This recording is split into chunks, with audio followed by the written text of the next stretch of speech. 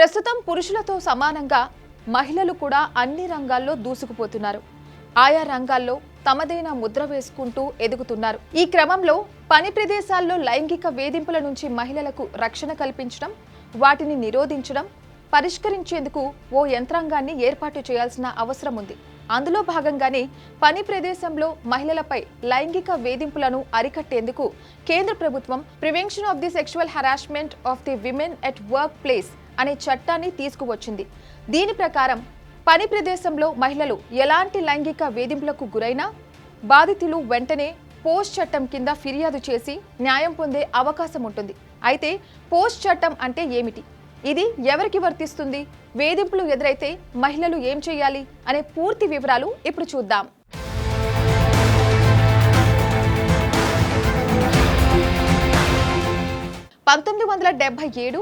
Visakha versus state of Rajasthan కేసులో అత్యున్నత న్యాయస్థానం పని ప్రదేశాల్లో మహిళల గౌరవాన్ని కాపాడడానికి విశాఖ మార్గదర్శకాలు జారీ చేసింది. ఈ మార్గదర్శకాల ఆధారంగానే కేంద్ర ప్రభుత్వం పోస్ట్ చట్టాన్ని తీసుకువచ్చింది. డిసెంబర్ 9, 2013 నుంచి పోస్ట్ చట్టం అమల్లోకి వచ్చింది. అయితే పోస్ట్ చట్టం ప్రకారం మహిళల పట్ల అనుచితంగా ప్రవర్తించడం, వారిని తాకడం లేదా తాకడానికి ప్రయత్నించడం వేధింపుల కిందకే వస్తుంది. లైంగిక కోరికలు తీర్చాలని డిమాండ్ చేయడం లేదా కోరడం లైంగిక వేధింపులలాగే పరిగణిస్తారు. మహిళా ఉద్యోగులకు అశ్లీల చిత్రాలు, వీడియోలు లేదా సందేశాలు పంపడం, లైంగిక అర్థాలు వచ్చేలా ద్వంద్వార్థ పదాలతో మాట్లాడడం లైంగిక వేధింపుల్లాగే భావిస్తారు. మహిళలకు అసౌకర్యం కలిగించేలా ప్రవర్తించడం లేదా సైగలు చేయడం వంటి చర్యలు కూడా ఈ చట్టం ప్రకారం లైంగిక వేధింపుల కిందకే వస్తుంది. ఇక ఈ చట్టం పరిధి చాలా విస్తృతమైనది. ఆఫీస్లో పనిచేసే పర్మనెంట్ ఉద్యోగులే కాకుండా కాంట్రాక్ట్ వర్కర్లు, ఇంటర్నర్లు, రోజువారీ కూలీలు, చివరికి ఆఫీస్కు వచ్చే సందర్శకులు కూడా ఈ చట్టం కింద రక్షణ పొందవచ్చు. కేవలం మెయిన్ ఆఫీస్ మాత్రమే కాకుండా ఆఫీస్ పని మీద వెళ్లే ప్రయాణాలు, క్లయింట్ మీటింగ్లు, ఆఫీస్ పార్టీలు, చివరికి వర్క్ ఫ్రమ్ హోమ్ సమయంలో జరిగే ఆన్లైన్ వేధింపులు కూడా ఈ చట్టం పరిధిలోకి వస్తాయి.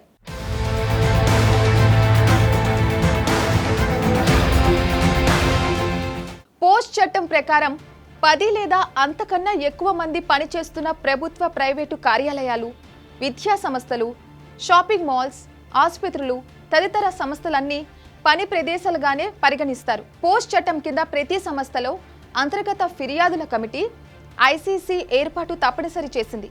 ఇందులో మొత్తం 4 సభ్యుల్లో సగం మంది మహిళలే ఉండాలి. అందులో ఓ మహిళ చైర్పర్సన్గా వ్యవహరించాలి. స్వచ్ఛంద సంస్థ సభ్యుడు లేదా న్యాయవాదిని ఓ సభ్యుడిగా ఎంచుకోవాలి.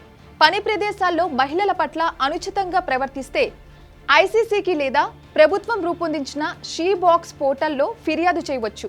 ఒకవేళ బాధితురాలు ఫిర్యాదు చేయలేని స్థితిలో ఉంటే ఆమె తరపున బంధువులు లేదా స్నేహితులు కూడా ఫిర్యాదు చేయవచ్చు. ఫిర్యాదు అందిన 90 రోజుల్లోగా విచారణ పూర్తి చేసి నిందితుడిపై చర్యలు తీసుకోవాల్సి ఉంటుంది. నివేదిక ఇచ్చిన 10 రోజుల్లోపు యాజమాన్యం చర్యలు తీసుకోవాలి. ఇక 10 కంటే తక్కువ మంది ఉన్న చిన్న సమస్యలు లేదా అసంఘటిత రంగం కోసం జిల్లా స్థాయిలో కలెక్టర్ ఆధ్వర్యంలో లోకల్ కమిటీలు ఉంటాయి.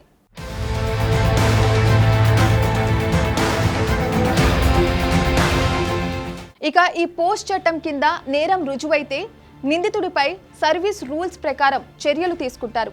జీతం కోత, ప్రమోషన్ నిలిపివేత లేదా ఉద్యోగం నుండి తొలగించడం జరుగుతుంది. తీవ్రతను బట్టి పోలీస్ కేసు కూడా నమోదు చేయవచ్చు.